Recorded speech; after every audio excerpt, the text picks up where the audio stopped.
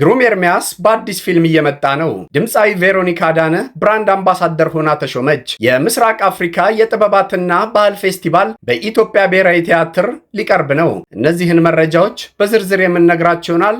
አብራችሁን ቆዩ። ሰላም ጤና ይስጥልን። በሉድ መልቲሚዲያ የሚቀርብላችሁ የመዝናኛ ዜናዎቻችን አሁን መቅረብ ይጀምራሉ።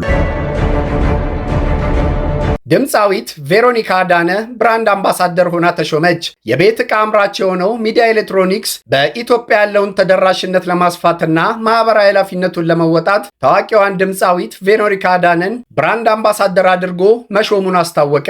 በስካይላይት ሆቴል በተካሄደው የፊርማ ስነ ስርዓት ላይ ከመቅደም ጀነራል አስመጪና ላኪ የሚዲያ ኤሌክትሮኒክስ በኢትዮጵያ በብቸኝነት የሚያቀርበው ኩባንያ አርቲስት ቬሮኒካ አዳነን በመልካም ስሟና በታዳጊዎች ላይ ባላት አዎንታዊ ተጽዕኖ ምክንያት እንደመረጠ ገልጿል። አርቲስት ቬሮኒካ አዳነ በበኩሏ የጠየቅኳቸውን በቂ ገንዘብ ከፍለውኛል በማለት ለአምባሳደርነቱ የተከፈለውን ክፍያ ገልጻለች። በተጨማሪም ከሚዲያ ኤሌክትሮኒክስ ጋር በመተባበር ማህበራዊ ግዴታዋን ለመወጣትና የህዝብ ተደራሽነትን ለማሻሻል እንደምትሰራ ተናግራለች። ይህ ትብብር የሚዲያ ኤሌክትሮኒክስን በኢትዮጵያ ገበያ የበለጠ ተደራሽ እንደሚያደርግና አርቲስት ቬሮኒካ አዳነም የበለጠ ተጽዕኖ እንደምታሳድር እንደሚያግዛት ይጠበቃል።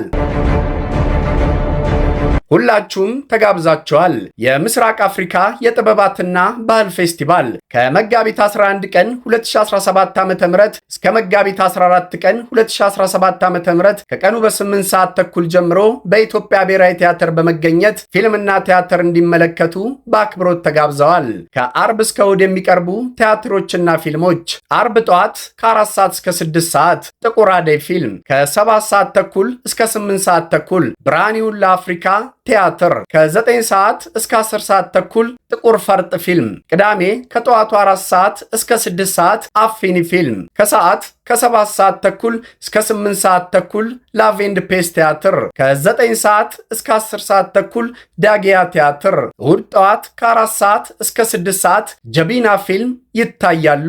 መግቢያው በነፃ ነው።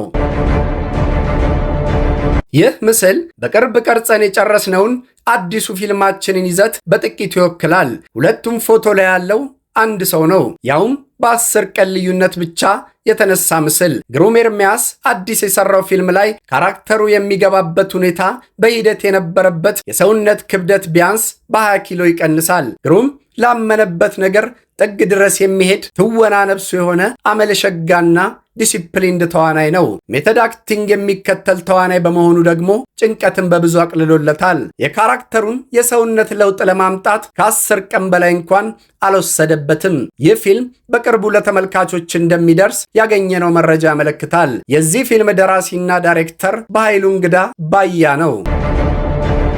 ተመልካቾቻችን ለዛሬ ያዘጋጀንላችሁ የመዝናኛ ዜናዎቻችን እነዚህን ይመስላሉ። በሌላ አዳዲስ የመዝናኛ ፕሮግራሞች እስክንገናኝ ቸር ቆዩልን።